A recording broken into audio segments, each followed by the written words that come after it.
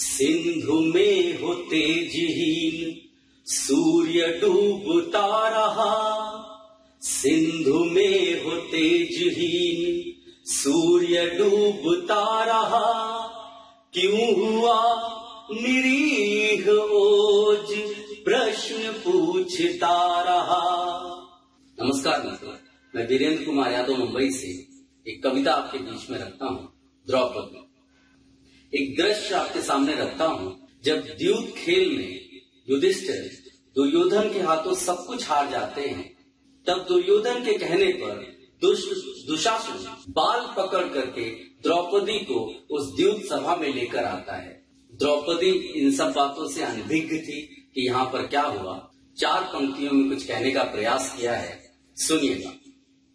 सिंधु में हो तेजहीन, सिंधु में हो तेजहीन सूर्य डूबता रहा, सिंधु में हो तेजहीन सूर्य डूबता रहा, क्यों हुआ निरीह ओज प्रश्न पूछता रहा।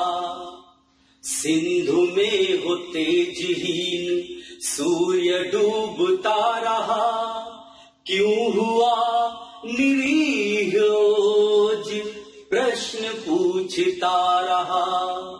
और द्रौपदी का मन समझ इसे नहीं था पा रहा, पांडवों के शौर्य को घना तिमिर मिटा रहा। सिंधु में हो तेजहीन सूर्य डूबता रहा, क्यों हुआ निरीह ओज प्रश्न पूछता रहा। द्रौपदी का मन समझ इसे नहीं था पा रहा, पांडवों के शौर्य को घना तिमिर मिटा रहा। मित्रों, उस नारी की मनोदशा कैसी होगी कि जिसकी रक्षा के लिए संसार के 5 सबसे शक्तिशाली पुरुष आज भूमि पर सर गड़ाए बैठे थे। पंक्तियां समर्पित करता हूं, सुनिएगा। अंधकार की लहर, अंधकार की लहर में चेतना शिथिल पड़ी, अंधकार की लहर में चेतना शिथिल पड़ी, अनगिनत प्रहार जिनसे द्रौपदी वहां लड़ी।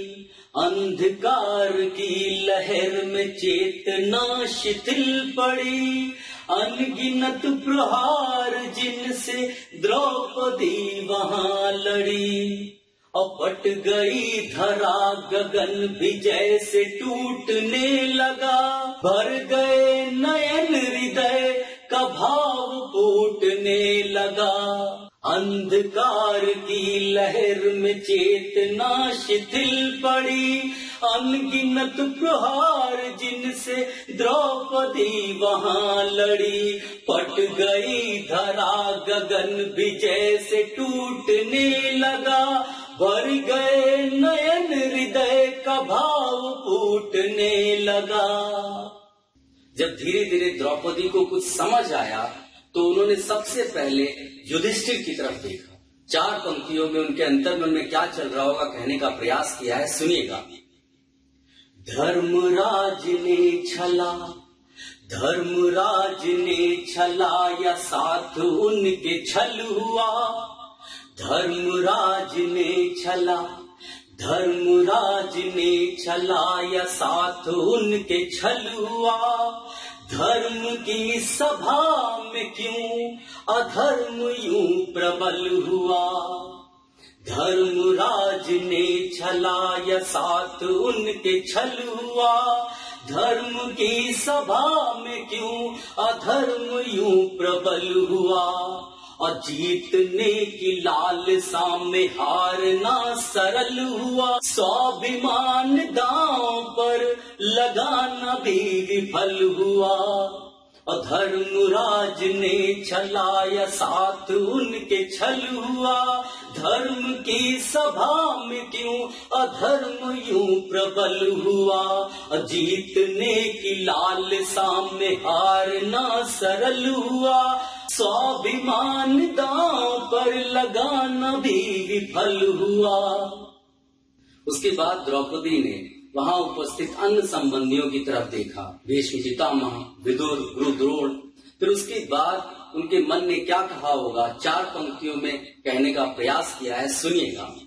जानते सभी थे खेल, जानते सभी थे खेल किस दिशा में जा रहा, जानते सभी थे खेल किस दिशा में जा रहा।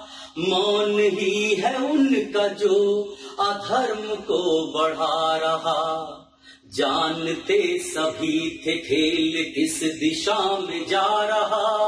मौन ही है उनका जो अधर्म को बढ़ा रहा। क्यों सभा में आज सब ही प्राणहीन हो गए, क्यों सभा में आज सब ही प्राणहीन हो गए।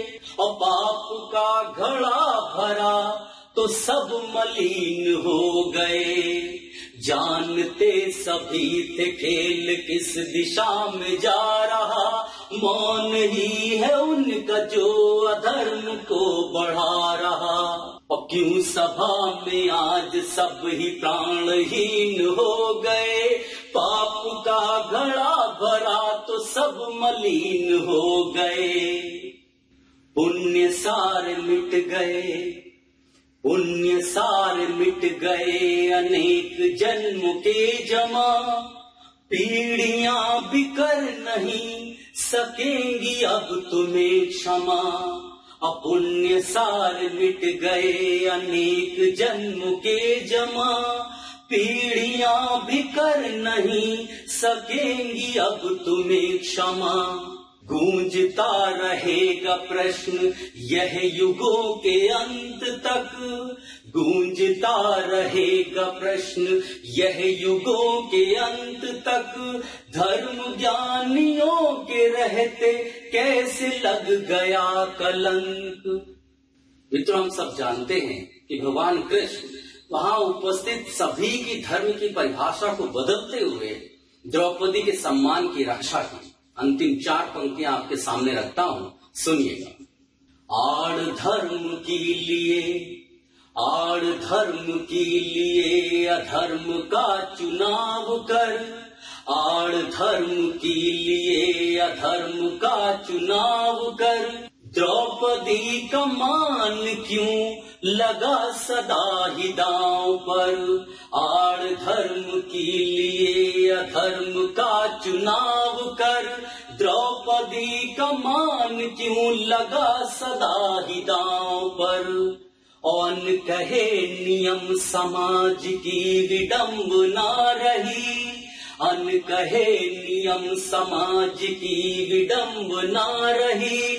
जिनसे नारियों ने अनगिनत प्रताड़ना सही, जिनसे नारियों ने अनगिनत प्रताड़ना सही।